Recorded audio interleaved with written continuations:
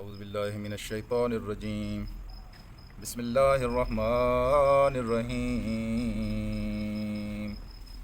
ولما جاہدہم بجہادہم قال اعطونی بأخ لکم من ابیکم الا ترون انی اوفی الکیل الا ترون انی اوفی الکیل وانا خیر المنزلین صدق اللہ العلی العظیم۔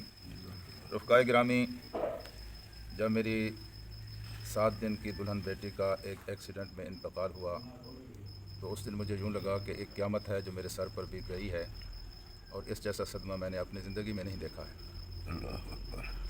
پھر میری ماں کا انتقال ہوا تو یوں لگا گویا شفقتوں کا سائبان میرے سر سے اٹھ گیا ہے اور اب ساری زندگی تپتی ہوئی دھوپ میں گزارنا پڑے گی، اور شاید اس طرح کا صدمہ مجھے دوبارہ نہ دیکھنا پڑے۔ لیکن حضرات، یہ میری کہانی نہیں ہے۔ اگر آپ دیکھ سکیں، غور کر سکیں تو آپ کی سب کی کہانی یہی ہے۔ سب نے یہ صدمے دیکھے ہیں، اور ہر صدمے پر یوں لگتا تھا کہ گویا اب خوشی دیکھنے کو نہیں ملے گی، لیکن اللہ پاک نے اس دنیا کو اس اصول پر پیدا کیا ہے کہ یہاں خوشی کے بعد غم اور غم کے بعد خوشی آتی رہتی ہے۔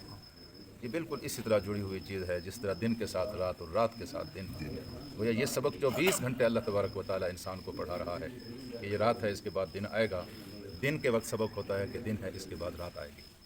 یہ فطرت اللہ پاک نے اس زمانے کی، اس کائنات کی اس طرح بنائی ہے کہ ہر خوشی کے بعد غم اور غم کے بعد خوشی، دکھ کے ساتھ سکھ، سکھ کے ساتھ دکھ، یسر کے ساتھ عسر، عسر کے ساتھ یسر، یہ ساتھ ساتھ چلتے رہتے ہیں۔ تو سیدنا یوسف علیہ السلام کی زندگی تو خیر اس کی خوبصورت تصویر ہے۔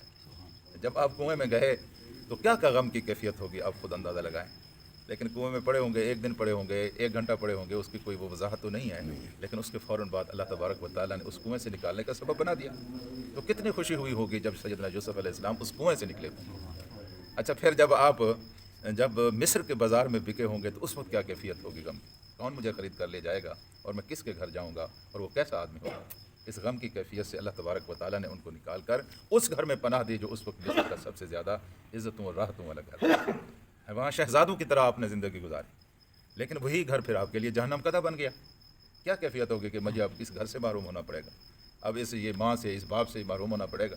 اتنے تنگ ہوئے کہ آپ اندازہ لگائیں، خود آپ نے کہا کہ اللہ، اسے تو مجھے جیل بہتر ہے۔ یہ آخری مقام پر انسان کہتا ہے نا، ہاں جی۔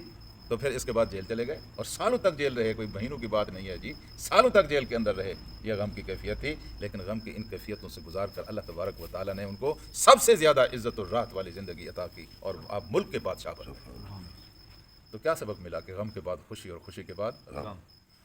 اور دوسرا یہ بات بھی حقیقت ہے میرے عزیز دوستو کہ بہت زیادہ غم ہو تب بھی سجن اور دوست یاد آتے ہیں، اور جب بہت زیادہ خوشی ملے تب بھی سجن اور بچھڑے ہوئے یار اور دوست بہت یاد آتے ہیں کہ آج میرا باپ، آج میرا بھائی میرے ساتھ ہوگا۔ ہاں جی، سیدنا یوسف علیہ السلام کو نہیں آتا ہوگا یاد؟ ہاں جی، میرا باپ، وہ جو رو رو کر یوسف کے غم میں اندھا ہو گیا تھا، کیا یوسف کو اس کی یاد نہیں آتی ہوگی؟ یوسف بھی تو یاد کرتا ہوگا، اور اس وقت تو اس کی یاد اپنی انتہا کو پہنچی ہوئی ہوگی جب آپ تخت نشین ہوئے کہ آج میرا باپ ہوتا اور مجھے دیکھتا کہ اللہ نے کتنی بڑی عزتیں دی ہیں اور کتنی بڑی مصیبتوں سے نکال کر مجھے یہاں پہنچایا ہے۔ لیکن کمال جائیے اس ضبط نفس پر کہ خدا کی تقدیر پر اس طرح راضی تھے کہ خود یقین تھا کہ اللہ خود بخود ایسے اسباب بنائے گا، ورنہ آپ وقت بادشاہ تھے فلسطین کی۔ آپ کو اپنے باپ دادا کا تو پتہ تھا، آپ نے سن چکے ہیں کہ میرے باپ حضرت یعقوب، حضرت اسحاق اور حضرت ابراہیم، سارا آپ کو پتہ تھا، اور یہ بھی پتہ تھا کہ آپ کا گھر کہاں ہے، لیکن آپ نے اللہ کے اوپر بھروسہ کیا اور انتظار فرمایا، یہاں تک کہ اللہ تعالیٰ نے خود اسباب پیدا فرما دی۔ کیا سبب پیدا ہوئے کہ وہی بھائی چل کر آئے اور جناب یوسف کی خدمت میں پیش ہوئے۔ وہ پہچان گئے، حضرت یوسف پہچان گئے، لیکن وہ نہ پہچان سکے۔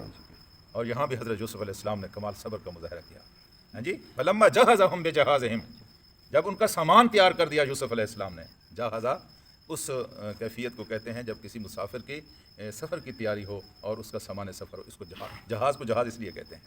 عربی زبان میں کہتے ہیں جہاز بالعروس، جب دلہن اپنے گھر سے جاتی ہے تو اس کے سامان جو تیار کیا جاتا ہے اس کو بھی جہاز کہتے ہیں۔ جہاز بالمیت، جب میت قبرستان کی طرف جاتی ہے اس کے ساتھ جو سامان تیار کیا جاتا ہے اس کو کہتے ہیں جہاز بالمیت۔ اور جب انسان سفر کے اوپر جا رہا ہو تو عربی زبان میں اس کو کہتے ہیں جہاز بالسفر، یعنی زاد راہ سامان سفر۔ یہ تجہیز کا لفظ، تجہیز و تخفین کہتے ہیں نا، یہاں سے نکلا ہے۔ تو وہ سامان جو سفر کے لیے تیار کیا جائے وہ سامان جب تیار کیا گیا بھائیوں کا کہ واپس انہوں نے جانا ہے، فلما جہزہم بجہازہم، جب ان کا سامان تیار کہا لا تونی باخی لکم، تو اس وقت ان چلاک بھائیوں نے کہا بادشاہ تو بڑا اچھا آدمی ہے لیکن ہمارے حالات بہر سے آئے ہیں، دور سے آئے ہیں جی، ہمارا ایک بوڑھا باپ بھی ہے اور ہمارا ایک چھوٹا بھائی بھی ہے۔ اب یہ لفظ سن کر یوسف کے دل پر کیا گزری؟ ہاں جی، یکا یک حضرت یک خوب کی محبتیں یاد آئی ہوں گی، بنیامین کا پیار یاد آیا ہوگا۔ ہاں جی، تو انہوں نے کہا ہمارا ایک چھوٹا بھائی بھی ہے، مہربانی کیجیے اس کا غلہ بھی ہمیں دے دیجیے۔ اس نے کہا جی ہمارا تو رواج نہیں ہے، اس طرح تو فراڈ ہوتا ہے، ہم تو صرف اس کو غلہ دیں گے جو یہاں آئے گا، جو آئے گا وہ غلہ لے جائے، وہ گھر بیٹھے ہوئے ہم کس طرح غلہ اس کو دے سکتے ہیں؟ اس کو تو ہم غلہ نہیں دیتے۔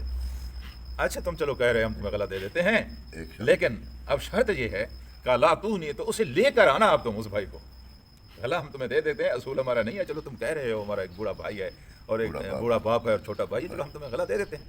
تو یوسف علیہ السلام نے اس کو لے کے آنا بِأَخٍ لَكُم مِّنْ أَبِيكُمْ، جو تمہارا باپ کی طرف سے بھائی ہے اس کو ساتھ لے کے آنا۔ اب یہ نہیں ہے کہ اس کو تم ساتھ نہ لائے اور تم آ گئے تو پھر یہ میں اس کا غلہ تو میں نے کہا نہ، یہ بات نہیں ہے، چونکہ اب تم نے یہ ثابت کرنا ہے کہ تمہارا ایک بھائی ہے، اور وہ ثابت اس طرح ہوگا کہ تم اس کو لے کے آؤ گے، لیکن اگر تم اس کو لے کے نہ آئے تو پھر تمہیں بھی غلہ نہیں ملے گا اور تم میرے قریب بھی نہ ہو۔ یہ بات انہوں نے کہہ دی تو کیا فرمایا کہ بِأَخٍ لَكُم مِّنْ أَبِيكُمْ أَلَا تَرَوْنَ، کیا تم دیکھ نہیں رہے کہ میں جو ہوں انی اوف الکیل، میں اوف الکیل، میں پورا اوف کہتے ہیں وفا کو، وفا کہتے ہیں پورا بدلہ، پورا بدلہ دینا، کہ میں پورا غلہ دیتا ہوں، یعنی ہر فرد کو جتنا میں نے مقرر کیا ہوا ہے اتنا میں غلہ دیتا ہوں، یہ میرا اصول ہے، یہاں میں نے غلے کی تقسیم کا یہ ضابطہ مقرر کیا ہے، اس ضابطے کے مطابق تم بھائی کو لے کے آنا تو اس کے حصے کا غلہ بھی تمہیں ملے گا اور تمہارے حصے کا غلہ بھی تمہیں ملے گا۔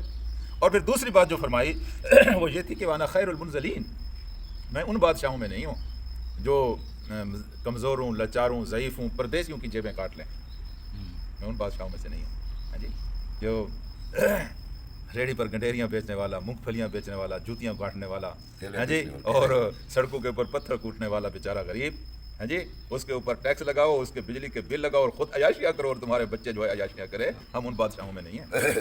ہاں جی، ہم تو ان بادشاہوں میں ہیں جو امیروں سے لے کر غریبوں کو دیتے ہیں، غریبوں سے لے کر امیروں کو دینے کا رواج ہمارے پاس نہیں ہے۔ جو خیر المنزلین، ہم تو بہترین جو ہمارے پاس آتے ہیں، منزل کہتے ہیں نازل ہونے والے کو، جو ہمارے پاس آتے ہیں، جو ہمارے پاس آتے ہیں ہم ان کا بہترین وہ جو ہے نا استقبال بھی کرتے ہیں، اور ہم بہترین مہمان نواز بھی ہیں، اور ہم بہترین غریب نواز بھی ہیں۔ یہ سیدنا یوسف علیہ السلام نے اپنے بھائیوں سے کہا، اور کن کیفیتوں سے کہا اس کا اندازہ آپ تنہائی میں بیٹھ کر لگائیے کہ یہ فکریں جب انہوں نے کہے ہوں گے ان کے دل کے اوپر کیا گزری ہوگی۔ وہ تو بالکل اندر سے بالکل ٹوٹے ہوئے تھے کہ میرا بھائی، میرا باپ، اور پھر وہ خود سامنے آ گئے، ساری کہانی سامنے آ گئی، اور حضرت یوسف علیہ السلام نے کمال ضبط کے ساتھ یہ فکر کہے۔ لیکن اگلی آیت جو ہے کہ خبردار اگر تم اس کو نہ لے کے آئے نا، سن لو میری بات، اس کو اگر تم نہ لے کے آئے تو تمہیں بھی غلہ نہیں ملے گا، فلا تقربون، اور میرے قریب بھی نہ، بس۔ ہاں جی، تو حضرت یوسف علیہ السلام کی یہ تدبیر پوری ہوئی، ہاں جی، اور اللہ تبارک و تعالیٰ نے جناب یوسف کو بہت سارے صدموں کے بعد وہ غم دکھایا، وہ جو خواب کی تعبیر تھی کہ میں تخت پر بیٹھا ہوا ہوں اور 11 ستارے اور ایک سورج اور چاند، ہاں جی، تو فرمایا کہ ابا یہ ہے میرے خواب کی تعبیر جو میں نے بچپن میں دیکھا تھا۔ اللہم صلی علی سیدنا و مولانا محمد و علی آل محمد۔